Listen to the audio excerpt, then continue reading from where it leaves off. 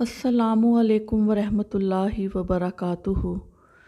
ایک ٹیلی فونک انٹرویو میں radio announcer نے اپنے مہمان جو کہ ایک کروڑ پتی شخص تھا پوچھا، آپ کو زندگی میں سب سے زیادہ خوشی کس چیز میں محسوس ہوئی؟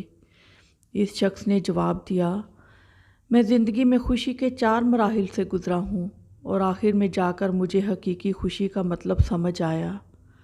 پہلا مرحلہ تھا مال و اسباب جمع کرنے کا، مگر اس میں مجھے وہ خوشی نہیں ملی جو مجھے مطلوب تھی۔ پھر دوسرا مرحلہ آیا قیمتی اشیاء اور سامان جمع کرنے کا، لیکن مجھے محسوس ہوا کہ اس چیز کا اثر بھی وقتی ہے۔ ان قیمتی اور مہنگی اشیاء کی چمک زیادہ دیر برقرار نہیں رہتی۔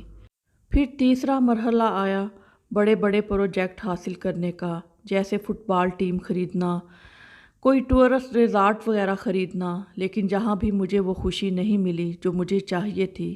چوتھی مرتبہ ایسا ہوا کہ میرے ایک دوست نے کہا کہ وہ معذور بچوں کے لیے ویل چیئر خرید رہا ہے تو میں اس میں کچھ حصہ ڈالوں۔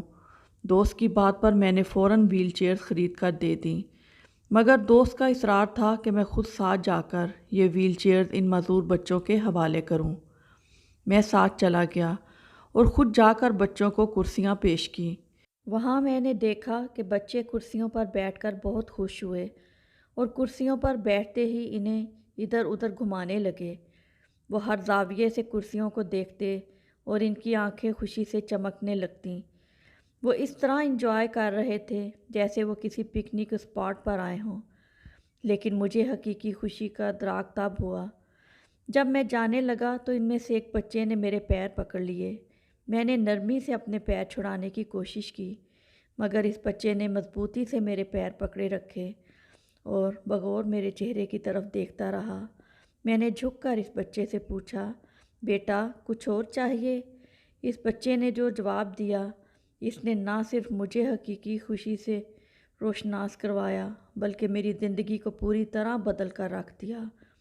اس بچے نے کہا، میں آپ کے چہرے کے نقوش اچھی طرح اپنے ذہن میں بٹھانا چاہتا ہوں تاکہ جب میں جنت میں آپ کو دیکھوں تو آپ کو پہچان پاؤں اور ایک دفعہ آپ سے رب کے سامنے بھی آپ کا شکریہ ادا کر سکوں۔